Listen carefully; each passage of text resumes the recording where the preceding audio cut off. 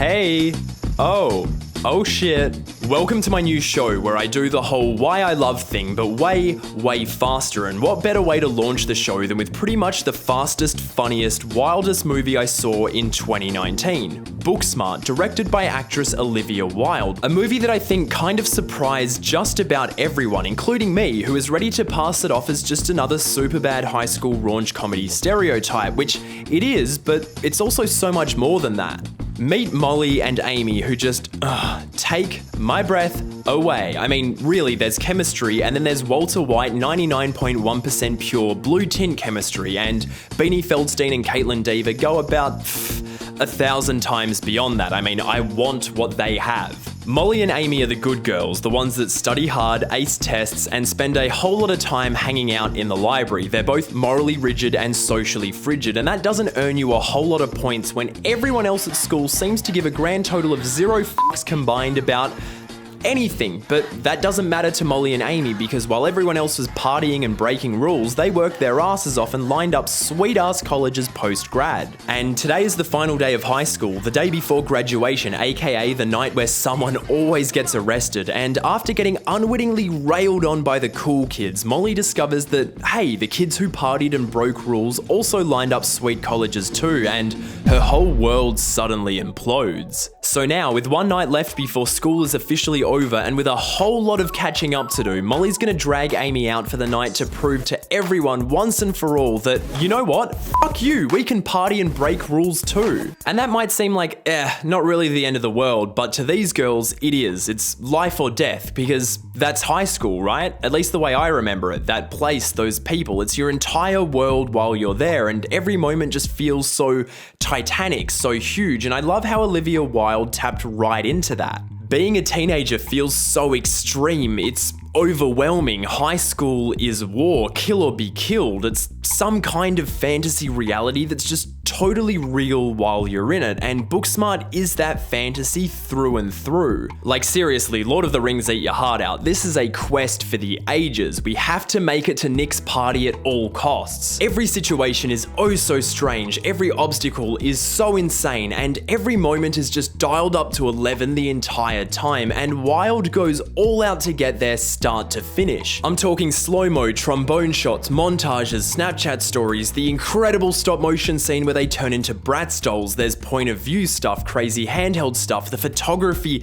is always flooded with dazzling color, there's Molly's daydream where she dances with Nick that's just art, but I don't think anything taps into that fantasy element as perfectly as the way BOOKSMART handles a needle drop. Honestly, this thing is so loaded with A-grade bangers top to bottom that it's primed to blow, but that's not exactly the point, though shout out to the use of Wildfire by Subtract in this scene because holy shit I died! No, if we go back to the very first post-title scene with the Sam Spiegel track, Amy rocks up, Molly's heading down the stairs, working it, they're just vibing, they're dancing, and then the music cuts and it's just like awkward and weird, and what I love about it is that the music makes the moment to them and to me, but it basically takes all these little interactions, these small scale beats, and makes them feel enormous and grand. It makes the moment an elevated fantasy. The music puts us in the headspace of Molly and Amy, where everything is so much more emotionally acute and high stakes. With music, Amy talking to Ryan has the weight of the world behind it, and the rush to graduation after Amy gets arrested is now the most badass thing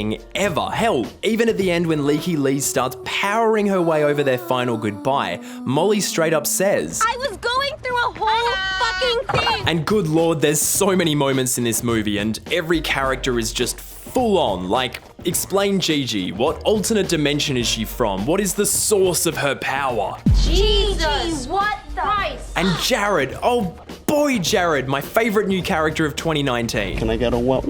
His style, his car, his boat, his dance moves, 2001's got nothing on this guy. God, every character is just so extra and so strange. You know, George and Theo and Principal Brown, call him Jordan, Principal Brown was his father's name. Amy's parents too, they're all so extreme and totally iconic might I add, and they just keep this thing up there in Fantasyland because there is no way that these are real people, right? Right? Yeah, see, about an hour and 10 minutes in, BOOKSMART changes. It suddenly drops the fantasy just for a moment and reveals that underneath all the fun and excitement and fireworks, I think BOOKSMART is actually about fear. The fear of growing up, of letting go, of moving on from part of your life you've known for so long, the fear of missing out, of not having done all you wanted to do while you could, or not doing all that you needed. Maybe more than any of that, it's about the fear of not being understood, the fear of dropping your guard and letting people in, because the hardest thing for a teenager to do, for anyone to do really, is to just stop fucking projecting some exaggerated, braggadocious, superior, perfect version of ourselves for 5 minutes. Fuck it, I don't think any teen out there ever bypassed the kinds of insecurities we feel when we're trying to figure out who we are and who we want to be, and I think BOOKSMART's plea is for teenagers, for all of us at any age actually, is to realize that if we just took a moment to separate from ourselves and our sarcastic, bitter self-defense mechanisms and to reach out to someone else with the kind of empathy we wish we were treated with, we'd probably realize they're just as scared as we are.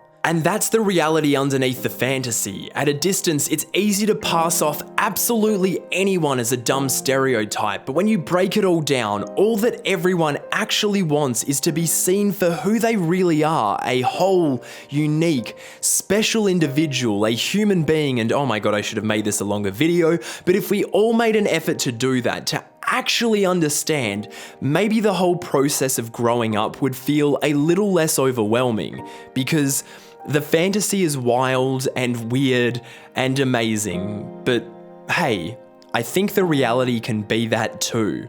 And I may not have before, but I see you now. And you're all pretty great.